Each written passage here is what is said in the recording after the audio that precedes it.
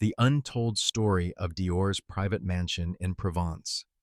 The lavender fields stretch endlessly under the Provence sun, row after perfect row of purple haze that seems to pulse with fragrance in the afternoon heat. Cicadas sing their metallic chorus in the olive groves. The air tastes of thyme and rosemary, and something sweeter, harder to name, the smell of old money resting undisturbed for generations. And there, hidden behind stone walls, so ancient they might have been built by Romans, sits a chateau that Christian Dior bought in 1951 with money that came from dresses, perfume, and a vision of femininity so powerful it reshaped how the entire world thought about beauty. The house is called Chateau de la Colle Noire, which translates to Black Hill Castle, though there is nothing dark about it in daylight. Pale stone the color of honey, shutters painted the soft gray-green of sage leaves, gardens that descend in terraces toward valleys where wild boar still roam, and medieval villages cling to distant hillsides like barnacles on ancient ships. This is where Christian Dior came to escape Paris, to rest between fashion shows, to dream up the designs that would define post-war elegance. This is where he died, suddenly and mysteriously, at the peak of his power and wealth, and this is where his secrets remain buried beneath layers of carefully curated beauty, waiting for someone patient enough to dig beneath the surface. The chateau itself was already 300 years old when Dior purchased it, built in the 17th century by a local nobleman whose name has been lost to time. The house had passed through various hands, each owner adding their own touches while respecting the bones of the original structure. 17 rooms arranged around a central courtyard, thick walls designed to keep out the brutal summer heat and the sharp mistral winds of winter. Floors of terracotta tile worn smooth by centuries of footsteps, ceilings crossed with chestnut beams that had been growing as trees when Louis XIV sat on the throne of France. The property encompassed 12 hectares, about 30 acres, of gardens, orchards, olive groves, and wild garrigue, the scrubby Mediterranean landscape that gives Provence its distinctive smell of herbs and sun-baked earth. When Dior first saw it in 1950, he was 45 years old, at the absolute pinnacle of his career, and he fell in love with the chateau the way some people fall in love with other people, completely, irrationally, with an intensity that precluded any other choice. If you sense this is not a simple story about a fashion designer buying a vacation home, if you recognize that beneath the beauty something more complicated is unfolding, then what follows will reward your attention. These histories require patience, a willingness to look beyond the glossy surface that most accounts provide. They exist because some of us still value understanding how power and wealth actually operate, how beauty and ambition intertwine with darker human needs. That commitment to depth, to refusing easy narratives, matters more than you might think. Christian Dior was born in 1895 in the seaside town of Granville in Normandy, into a family wealthy enough to shelter him from most of life's hardships, but not so wealthy that he never had to work. His father manufactured fertilizer, a business that sounds unglamorous, but generated substantial income in an agricultural economy. Young Christian was expected to enter diplomacy or perhaps take over the family business, but he was drawn to art, to beauty, to his world of galleries and salons, where aesthetic taste mattered more than practical concerns. He opened a small art gallery in Paris in the 1920s, selling works by emerging artists and establishing himself as someone with an eye for quality and a sense for what would become fashionable before the broader public caught on. This ability to see the future, to anticipate what people would want before they knew they wanted it, would define his entire career. But the art gallery failed during the Great Depression. The wealthy stopped buying paintings when their fortunes contracted. Dior lost everything, including the financial support of his family, whose fertilizer business also collapsed in the economic chaos. For several years in the early 1930s, Christian Dior was genuinely poor, surviving on the kindness of friends, sleeping on couches, unsure where his next meal would come from. This experience of poverty, of being cast out from the comfortable middle-class existence he had known, left marks on his psychology that would never fully heal. He became obsessed with security, with building wealth that could never be taken away, with creating beauty that was also profitable because beauty alone had proven insufficient to survive economic catastrophe. He found work as a fashion illustrator, selling sketches to design houses, earning barely enough to rent a small apartment. He learned the technical side of fashion design, how garments were constructed, how fabrics draped on the body, how small details of cut and proportion could transform a dress from ordinary to extraordinary. And slowly, painfully, he rebuilt his life through work and talent and relentless attention to craft. By the early 1940s, he was working as a designer for Lucien Lelong, one of Paris's established fashion houses, creating elegant clothes for wealthy women who could still afford haute couture even during the German occupation of France. And then, in 1946, at age 51, Christian Dior got the opportunity that would transform him from a skilled craftsman into a global icon. A wealthy textile manufacturer named Marcel Boussac wanted to create a new fashion house to showcase his fabrics, and he chose Dior to be the designer. Boussac provided the capital, 6 million francs, roughly equivalent to $500,000 in modern currency, and Dior provided the vision. They opened the House of Dior in Paris in December 1946, and within months, Dior had created the collection that would make him famous worldwide. The New Look, it was called, though Dior himself never used that phrase. A fashion editor at Harper's Bazaar coined the term to describe the revolutionary silhouette Dior presented in his spring 1947 collection: cinched waists, full skirts using extravagant amounts of fabric, emphasized busts and hips, a return to ultra-feminine shapes after years of wartime austerity and practical clothing. The collection was controversial immediately. Some people loved it, seeing in Dior's designs a return to beauty and luxury after years of deprivation. Others hated it, arguing that using so much fabric when rationing had barely ended was wasteful and insensitive, that the extreme femininity was regressive after women had proven they could do traditionally male jobs during the war. But controversy translated into publicity, and publicity translated into sales, and within a year, the House of Dior was generating millions in revenue, and Christian Dior was the most famous fashion designer in the world. By 1950, just 4 years after opening his house, Dior was earning approximately 10 million francs annually, about $800,000 in modern terms. An enormous fortune built on dresses that cost wealthy clients thousands of dollars each, on perfume licensing deals that generated massive royalties, on the newly emerging business model of haute couture as a loss leader for profitable accessories and fragrances. Dior understood something fundamental about luxury, that the clothes themselves might barely break even after accounting for the cost of hand sewing and fittings and the elaborate runway shows, but that the clothes created a brand identity that could be monetized through perfumes and handbags and stockings that bore the Dior name and commanded premium prices from middle-class consumers who could never afford the couture, but desperately wanted to participate in the glamour Dior represented. This was the fortune that allowed him to purchase Chateau de la Cour Noire in 1951.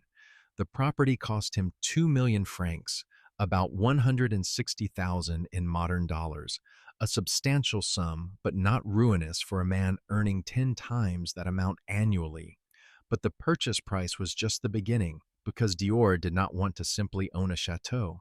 He wanted to transform it into a living artwork, a physical manifestation of his aesthetic vision, where every detail from the garden plantings to the bedroom linens reflected his exacting standards for beauty. He hired architects to restore the building, respecting its historical character, while adding modern conveniences like updated plumbing and electrical systems. He commissioned landscape designers to create gardens that would look wild and natural, while actually being meticulously planned and maintained. He filled the rooms with furniture he collected obsessively from antique dealers across Provence: Louis XV chairs, provincial armoires, tables that had served farm families for generations. He sourced fabrics from local artisans who still wove traditional Provençal patterns on old looms. And most ambitiously, he created a rose garden that would eventually contain over 1,200 bushes, representing dozens of varieties, a riot of color and fragrance that bloomed from May through October and required a full-time gardener to maintain. The total investment in restoring and furnishing Chateau de la Colle Noire consumed approximately 5 million francs over the 6 years Dior owned it, about 400,000 in modern currency.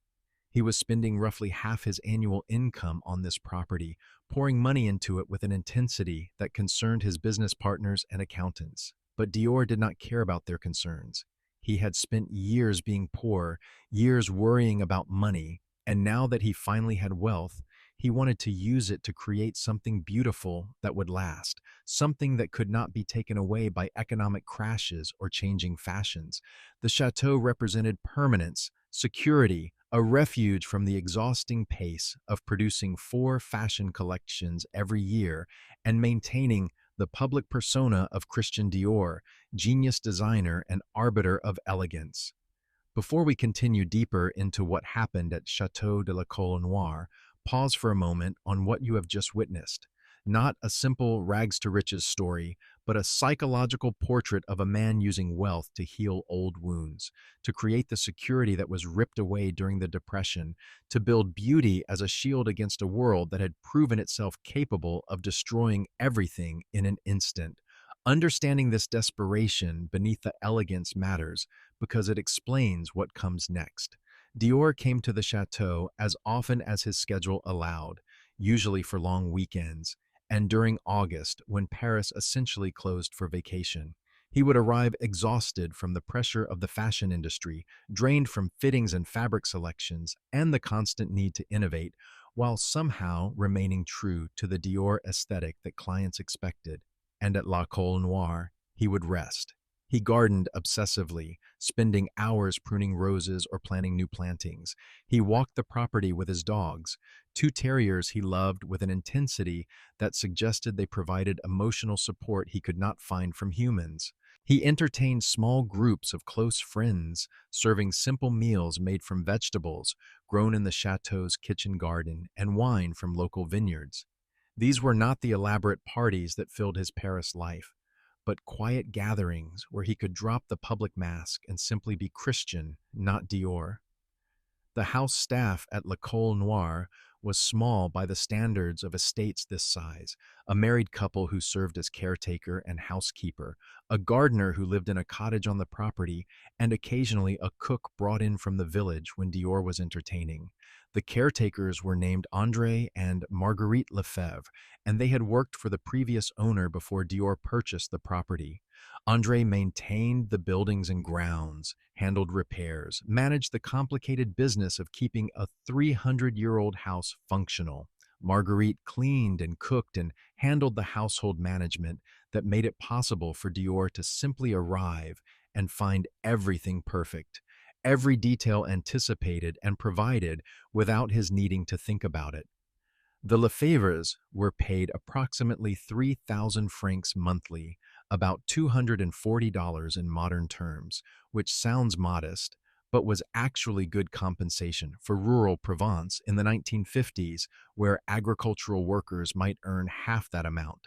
They had comfortable quarters in a wing of the chateau, they ate well from the estate's produce, and they had job security with an employer who, by all accounts, treated them with respect and consideration. Dior was not cruel to his staff. He was not the type of wealthy person who derived satisfaction from exercising power over those dependent on him, but he also existed in a world where the fundamental inequality between employer and employee was so normalized that neither side questioned it. The Lefebvres served and Dior was served, and this arrangement seemed natural to everyone involved. The gardener was a man named Jacques Menard, and his story deserves particular attention because it reveals the human cost hidden inside even the most benevolent version of wealth. Jacques had worked the land around La Colle Noire his entire life. His father and grandfather had been farmers on property that had once been part of the chateau's grounds, but had been sold off in parcels decades earlier. Jacques had hoped to inherit enough land to support his own family through farming, but by the time he came of age in the 1930s, the economic pressures on small farmers had made that dream impossible. He sold his family's remaining land to pay debts, and when Dior bought La Cole Noire and needed someone who understood the local terroir, the climate, the specific challenges of gardening in this particular microclimate, Jacques applied for the position. He was hired at a monthly wage of 2,000 francs, about 160 in modern dollars, and for the rest of his working life, he would tend land his grandfather had owned, now as an employee rather than an owner, creating beauty he could never claim as his own. Did Jacques resent this? Did it pain him to plant roses where his grandfather had grown wheat, to maintain pleasure gardens for a wealthy Parisian on soil his ancestors had worked for survival? We cannot know because no one ever asked him, or if they did, no record of his answer survives. He appears in photographs occasionally, a weathered man in work clothes standing respectfully in the background while Dior shows visitors the gardens. He exists in payroll records and occasional mentions in Dior's correspondence, but his inner life, his feelings about the transformation of his family's land into someone else's leisure, that remains hidden, and the hiding is itself revealing. The system that employed Jacques at La Cole Noire did not require his happiness, only his labor. Whether he found satisfaction in creating beautiful gardens or experienced it as a form of loss was irrelevant to the arrangement. If this is making you uncomfortable, if you are starting to see how even the gentlest versions of wealth perpetuate forms of inequality that hurt real people with names and histories, then what you are feeling deserves acknowledgement, not dismissal as jealousy or politics, but recognition that your discomfort signals something true, something that matters.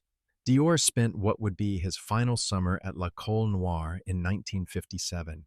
He arrived in late July, exhausted from the spring and summer collections, complaining to friends that he felt unusually tired, that his heart was bothering him, that the pace of the fashion industry was becoming unsustainable. He was 52 years old, wealthy beyond anything he had imagined possible 15 years earlier, famous worldwide, at the absolute peak of his career and influence. But he was also lonely. He had never married. His romantic relationships had been discreet and brief. He lived for his work and for La Cole Noire, and while the work brought satisfaction, it also brought exhausting pressure to constantly innovate, to remain relevant in an industry where you were only as good as your last collection. On October 23, 1957, Christian Dior was at La Cole Noire, preparing to return to Paris. He had spent the morning walking the gardens with Jacques, discussing plans for spring plantings. He had a light lunch with a friend who was visiting, and then, in the early afternoon, he went upstairs to his bedroom, saying he needed to rest before the drive back to Paris. Around 3 o'clock, Marguerite Lefebvre went to check on him, bringing tea and finding him collapsed on the floor beside his bed. He was unconscious. An ambulance was called from the nearest hospital in Grasse, about 20 kilometers away, but by the time it arrived, Christian Dior was dead. The official cause was listed as a heart attack, sudden and massive, claiming him before any intervention was possible. But questions circulated immediately, whispered speculation that never quite became public scandal. Dior had been only 52, not young, but not elderly. He had no known serious heart condition, though he had complained of fatigue. Some people close to him wondered if the extreme pressure of the fashion industry had literally killed him, stress and exhaustion combining into physical collapse. Others, fewer and more discreet, whispered about pills, about the medications that helped him maintain the grueling schedule, about whether an accidental overdose might have caused the heart attack. And a very few people, speaking only to each other and never to journalists, wondered about the timing. Dior dying at his beloved chateau, just as a potential financial crisis was emerging at the House of Dior, problems with licensing deals and mounting debts that might have threatened the entire empire he had built. None of these whispers were ever confirmed. No autopsy was performed because the family physician signed the death certificate citing natural causes, and in 1957 France that was sufficient. Dior was buried quickly and quietly, not at L'École Noire, but in the Dior family plot in Normandy. And the whispers faded, overwhelmed by public mourning for the man who had redefined post-war fashion, whose death was covered on front pages worldwide as the loss of a creative genius who had brought beauty back to a world devastated by war. But at La Cole Noire, among the staff who had known him in private rather than public, a different understanding emerged. Marguerite Lefebvre told her sister, in a conversation years later, that the sister would eventually share with a local historian that Monsieur Dior had seemed frightened in his final weeks, not sick precisely, but afraid. He had received letters that upset him, had taken phone calls that left him pale and shaking. He had walked the gardens obsessively, sometimes in the middle of the night, as if he could not sleep. Something had been wrong, though what that something was, Marguerite did not know, and probably would never have asked because the boundaries between employer and employee precluded such intimate inquiries. The House of Dior, the fashion empire that Christian Dior had built over 11 years, survived his death. Yves Saint Laurent, a young designer who had been working as Dior's assistant, took over as creative director and successfully continued the brand's dominance. The business structure Dior had created, with haute couture as marketing for profitable licensing deals, proved durable. The company grew, eventually becoming part of the massive LVMH luxury goods conglomerate, generating billions in annual revenue while still bearing Christian Dior's name. In that sense, he achieved the immortality he sought. His name survives, attached to beauty and luxury, known worldwide decades after his death. But Chateau de la Colle Noire had a stranger fate. After Dior's death, the property went through probate, eventually being sold by his estate in 1958 to a private buyer who wanted a vacation home in Provence. That owner sold it in the 1960s. The next owner sold it in the 70s. The chateau changed hands repeatedly, with each new owner finding that maintaining a 300-year-old house with 12 hectares of gardens was far more expensive and complicated than they had anticipated. The rose garden that Dior had so lovingly created was gradually simplified, reduced, eventually allowed to decline into a few struggling bushes because no one wanted to pay for the full-time gardener required to maintain 1,200 rose plants. The careful restoration Dior had funded slowly deteriorated as deferred maintenance accumulated.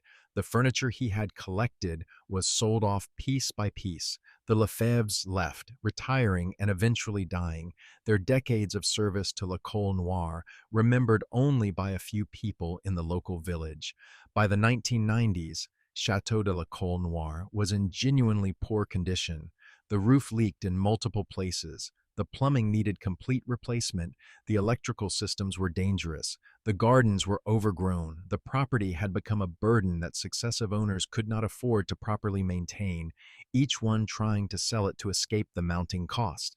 And in this slow decline, we see the pattern that destroys so many of these properties, not sudden catastrophe, but gradual erosion as the wealth required to sustain them disappears and the commitment to maintenance gives way to the desire to minimize expenses.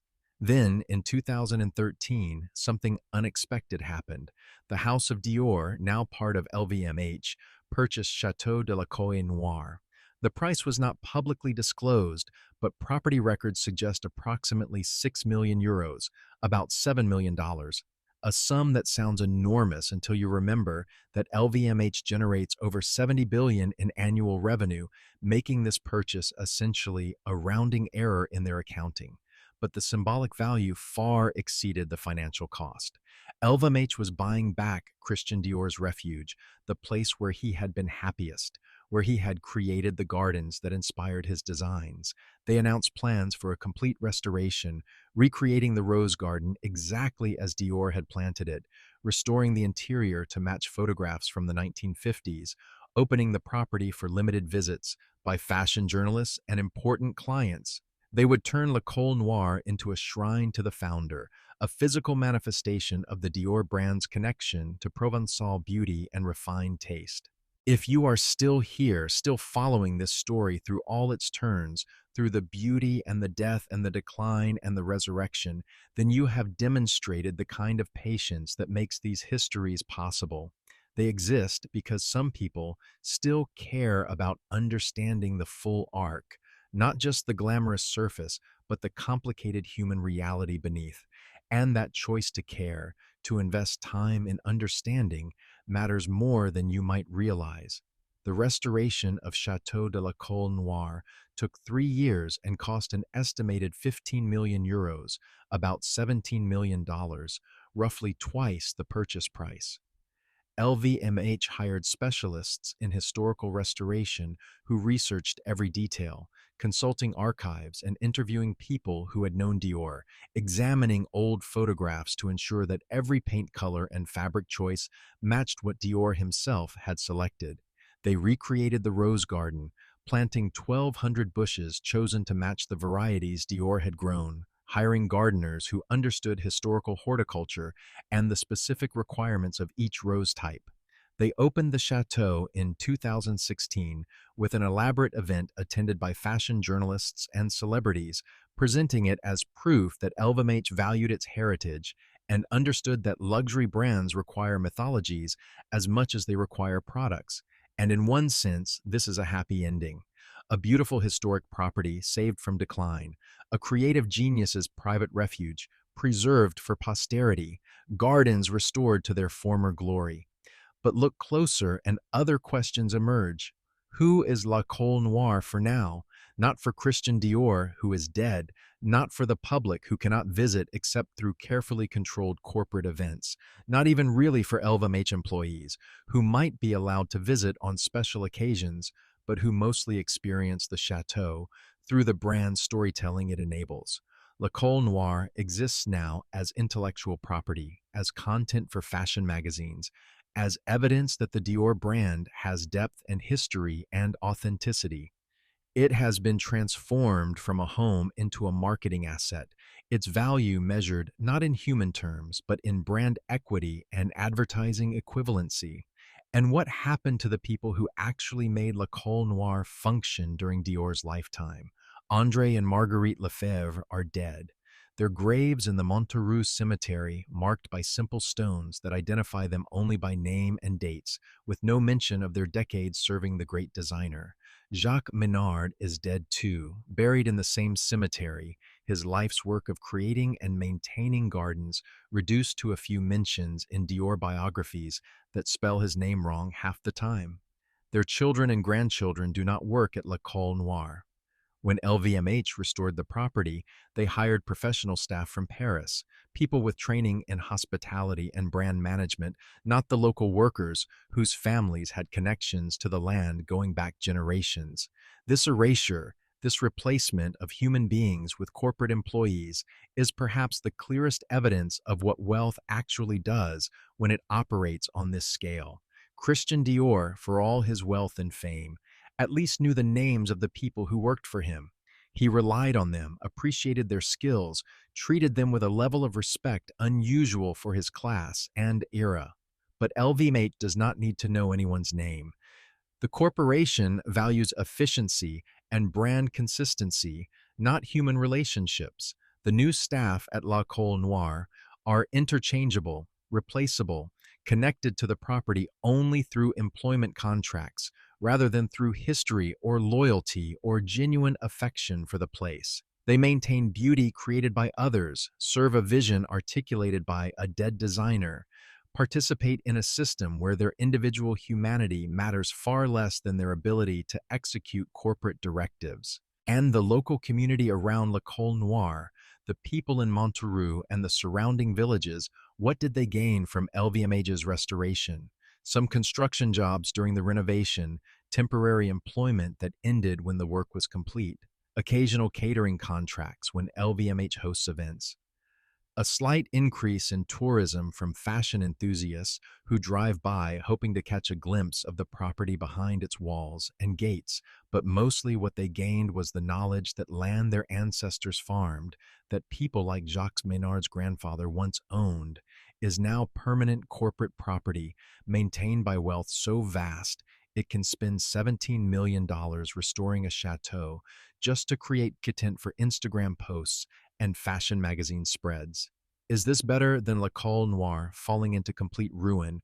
Probably yes. Historic preservation has value, beauty has value, maintaining these properties for future generations has value.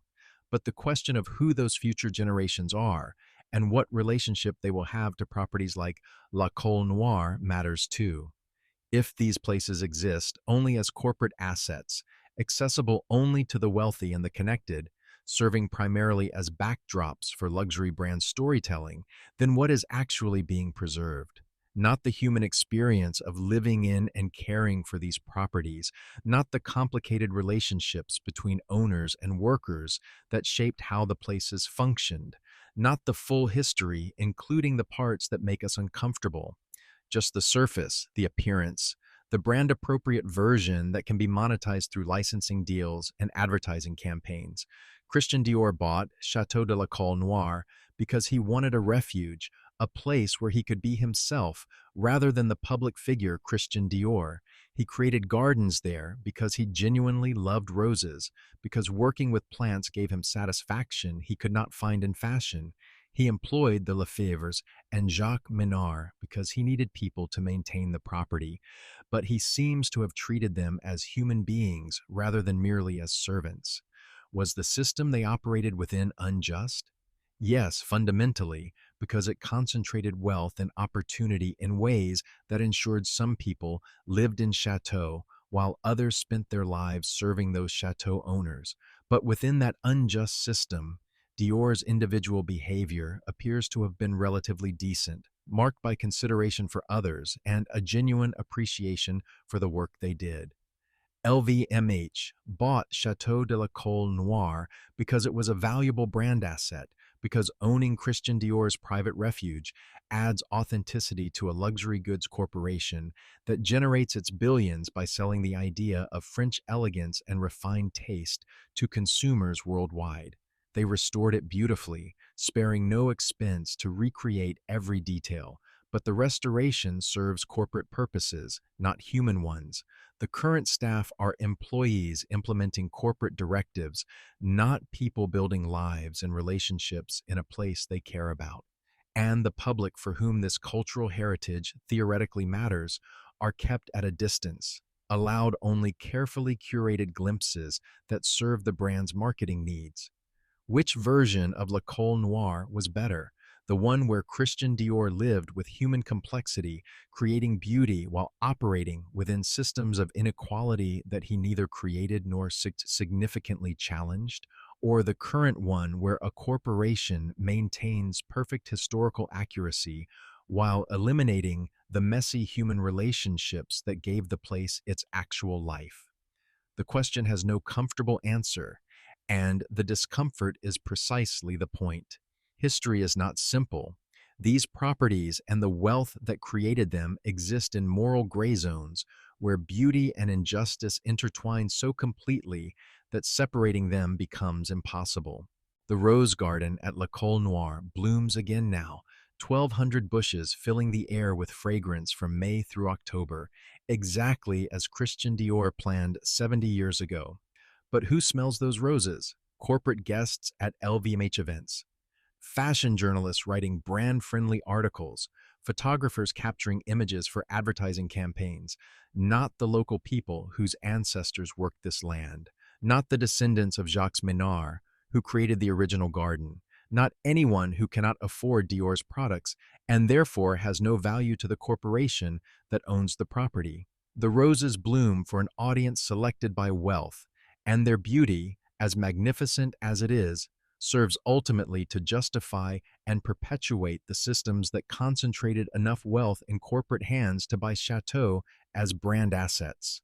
If this story has made you think differently about luxury, about heritage, about what it means to preserve beauty while erasing the human beings who created it, then perhaps that shift in perspective is worth carrying forward. Not because you need to stop appreciating beautiful things or start hating wealthy people, but because understanding how these systems actually work requires seeing all of it, the beauty and the cost, the creation and the erasure, the public story and the hidden truth. Christian Dior died at Chateau de la Colle Noire on October 23, 1957, perhaps of a heart attack, perhaps from exhaustion and stress, perhaps from causes that were never fully investigated, because the people with the power to demand investigation decided his death was better understood as natural than as revealing. His final moments were witnessed by Marguerite Lefebvre, whose own life and death would later pass unnoticed by the fashion world that still venerates Dior's memory. He was buried in Normandy, far from the Provençal property he loved, because family tradition and Catholic ritual mattered more than his own stated wishes to be buried at La Colle Noire among his roses. And his chateau, the refuge he had built with such care and such enormous expenditure, outlived him, changed hands repeatedly, declined, and was eventually resurrected by a corporation that understood its value lay not in providing refuge for anyone, but in serving as a monument to brand heritage and French luxury. The walls still stand, pale stone glowing in the Provence sunlight. The shutters still hang at the windows, painted the soft gray-green of sage. The lavender fields still stretch to the horizon, purple and fragrant in the summer heat. But the life that once filled La Colle Noire, the messy, complicated human life of a designer who used wealth to create beauty while employing people who could never afford the clothes he designed, that life is gone. What remains is a perfect simulation of that life, maintained by corporation and emptied of the contradictions that made it real.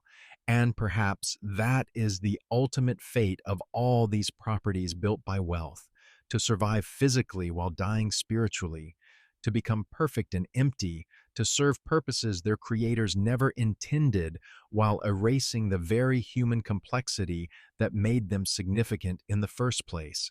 The cicadas still sing in the olive groves, the mistral still blows through the valleys, and Chateau de la Colle Noire still stands, beautiful and restored and fundamentally changed, a monument to a designer who wanted refuge and found instead a kind of immortality he might not have chosen, his name preserved while his humanity is carefully edited into brand-appropriate mythology. The story continues, though Christian Dior is not here to see it.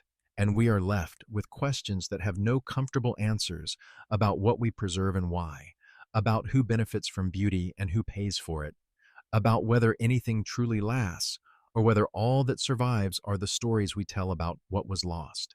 The morning after Christian Dior died, the staff at La Colle Noire faced a problem that revealed everything about how wealth actually operates behind the beautiful facades. There was a body in the chateau, a famous body, and there were procedures that needed to be followed, but there was also a more immediate concern that no one wanted to articulate directly.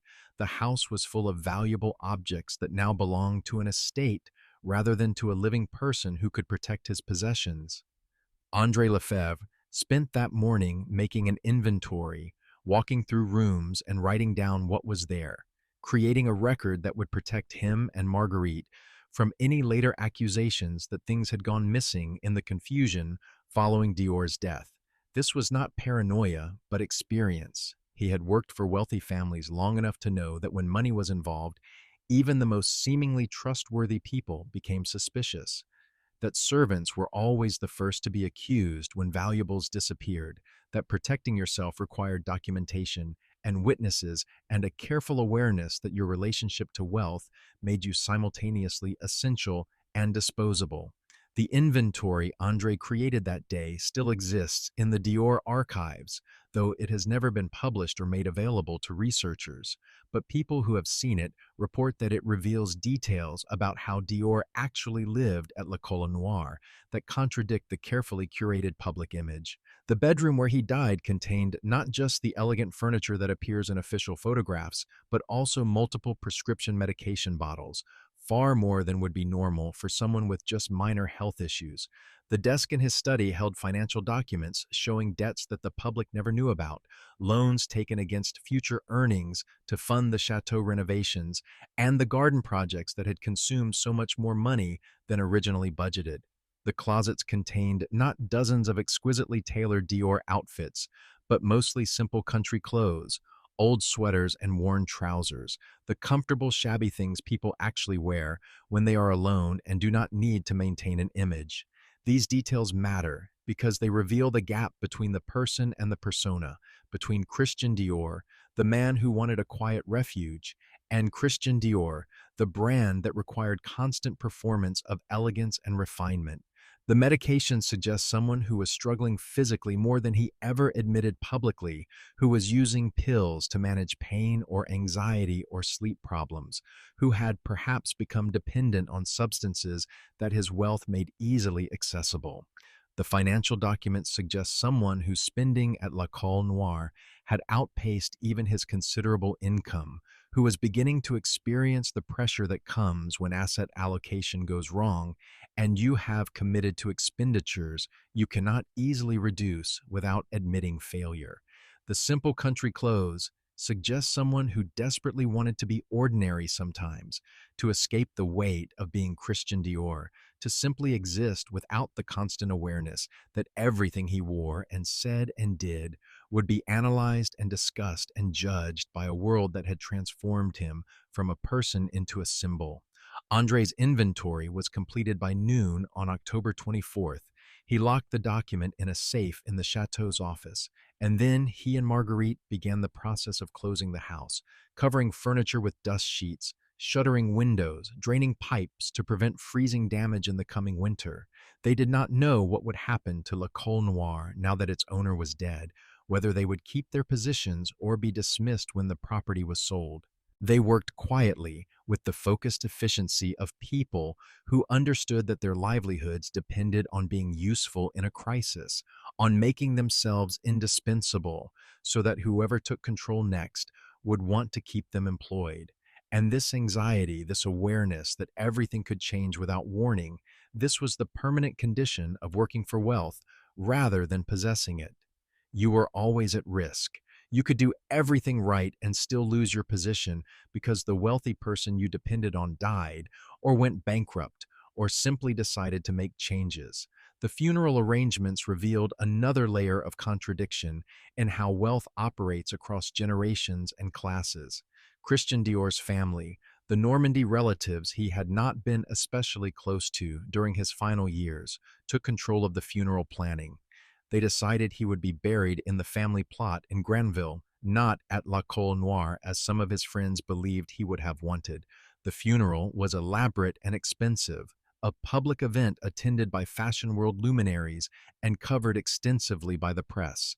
But Andre and Marguerite Lefebvre were not invited. Neither was Jacques Menard.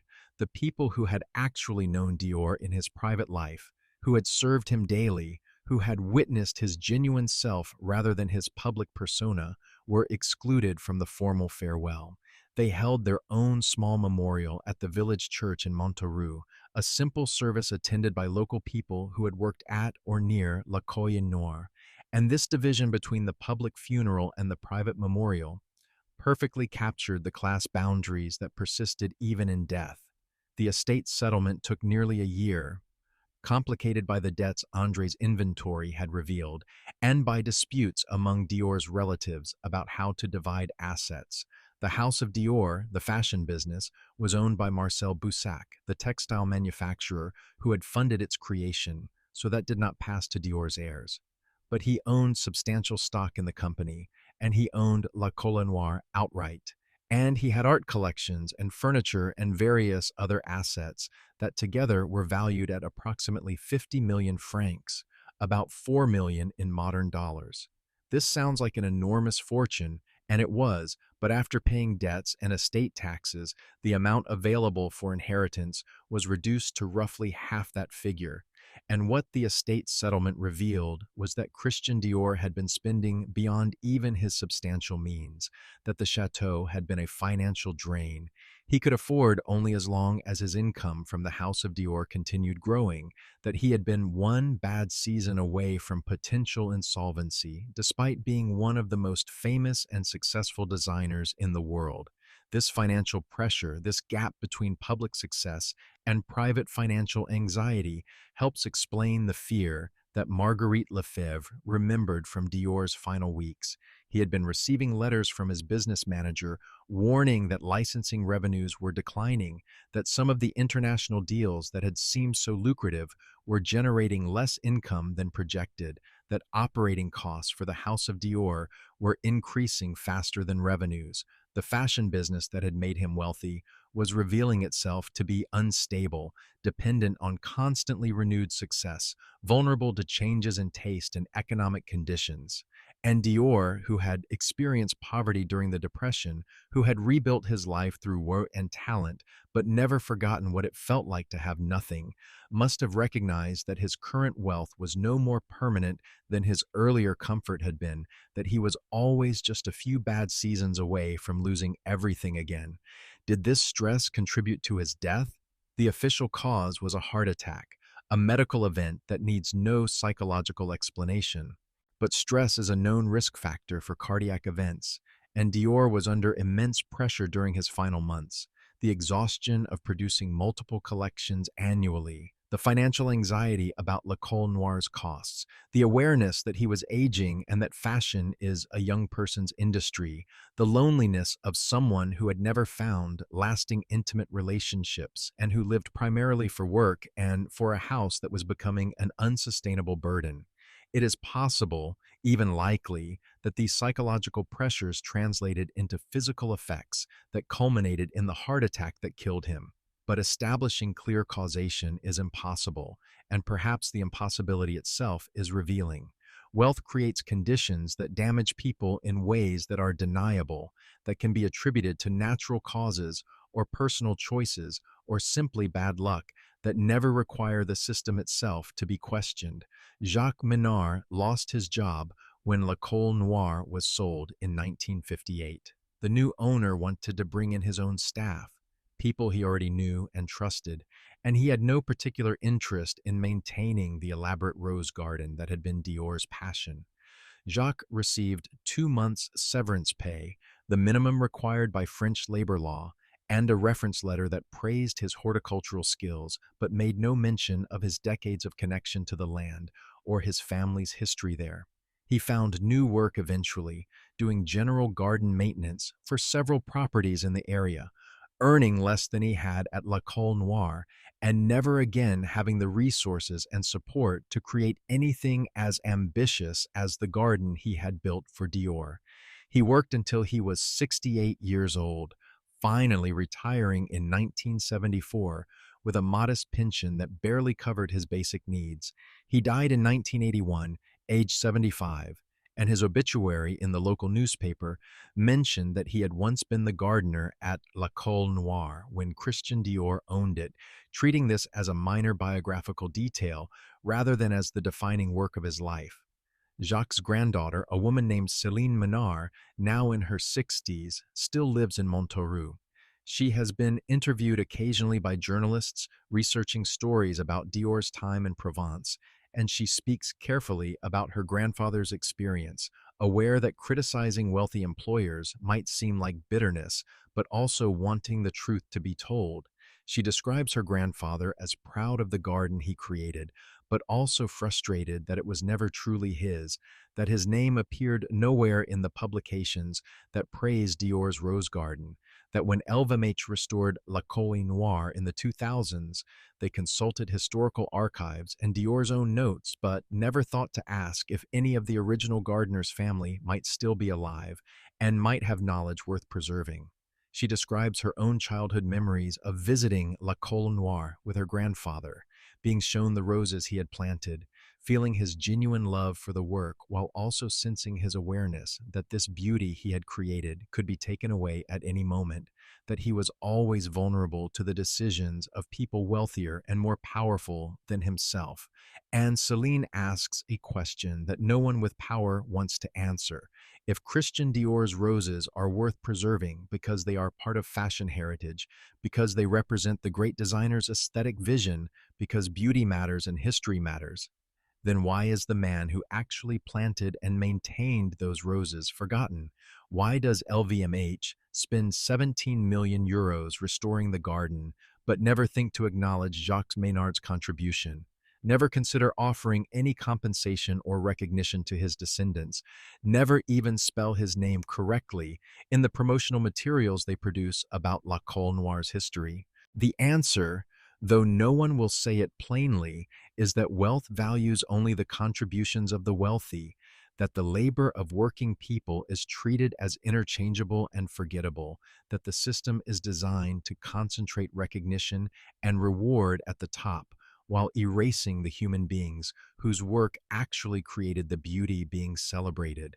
If this makes you angry, if you find yourself wanting to do something more than just feel upset for a moment before moving on to the next video, then perhaps what you are experiencing is the recognition that these patterns are not historical accidents, but ongoing realities, that the same dynamics that erased Jacques Minard from La Colle Noire's history are operating right now in countless other places, erasing countless other workers whose contributions will be credited to their employers, whose names will be forgotten while the wealthy people who paid their wages are remembered as creative geniuses and visionary leaders.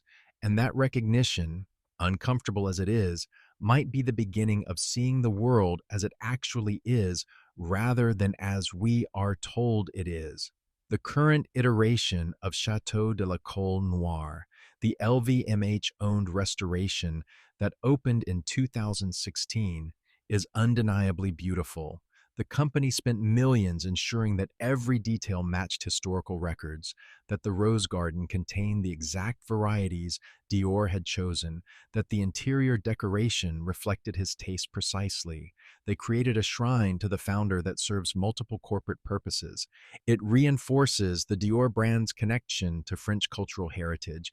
It provides content for fashion magazines and social media that generates millions in advertising value. It offers a venue for exclusive events that strengthen relationships with important clients and journalists. And it stands as evidence that LVMH takes its history seriously and deserves to be trusted as a custodian of luxury traditions. These are all legitimate business objectives, and LVMH has executed them brilliantly. But what has been lost in this corporate preservation? The human scale, primarily.